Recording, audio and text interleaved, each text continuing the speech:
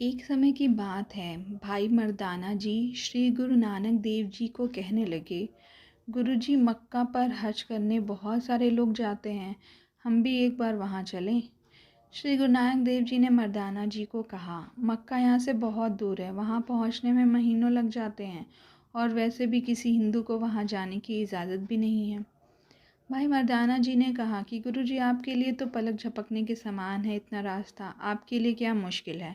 श्री गुरु नानक देव जी ने मर्दाना जी को कहा कि भाई मर्दाना, मक्का तो हमारे अंदर ही है। आदमी अपने अंदर से ढूंढने की कोशिश करे तो वह तो सब कुछ यहीं मिल जाएगा। फिर भी अगर तुम्हारा दिल वहाँ जाने का है तो हम चलते हैं।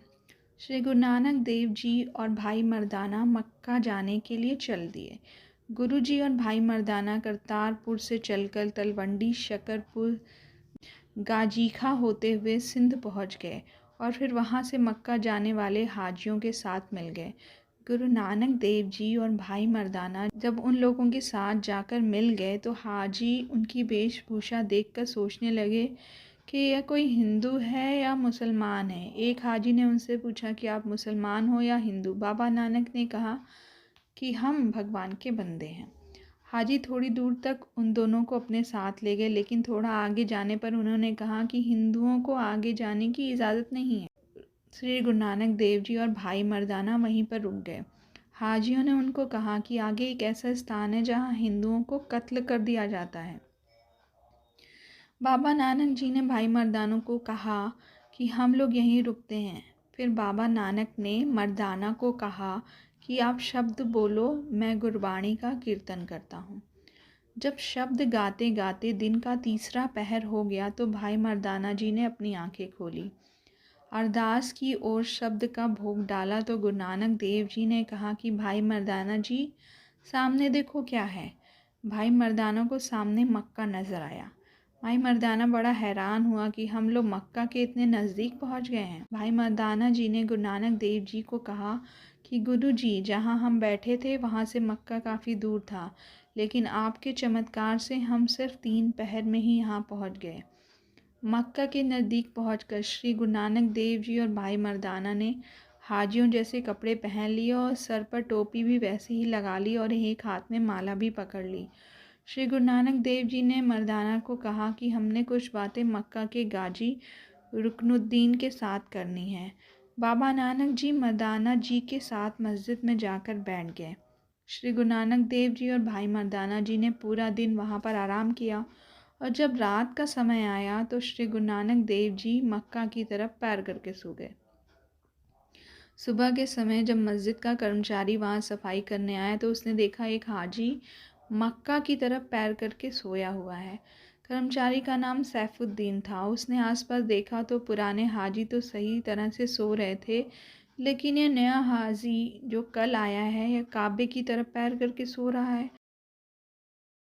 कर्मचारी को यह देखकर बहुत गुस्सा आया और वह गुरुजी को बोला, तुम कौन काफिर हो जो खुदा के घर काबे की तरफ पैर पसार कर सो रहे हो।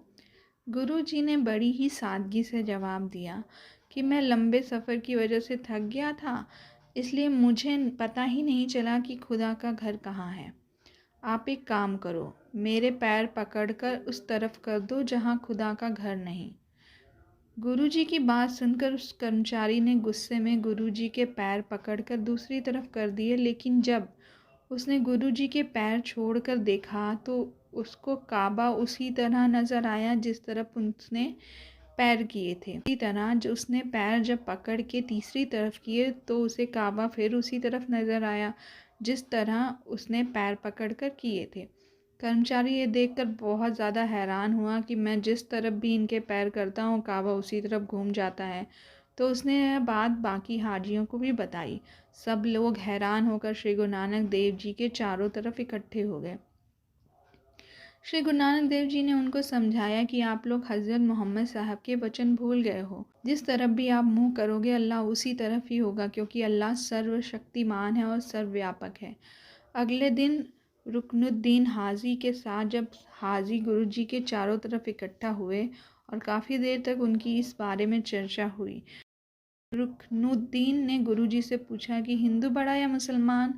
गुरु नानक देव जी ने जवाब दिया कि कोई भी हिंदू या मुसलमान होने से छोटा या बड़ा, अच्छा या बुरा नहीं हो जाता, बल्कि अच्छे और बुरे काम करने से ही इंसान अच्छा या बुरा होता है।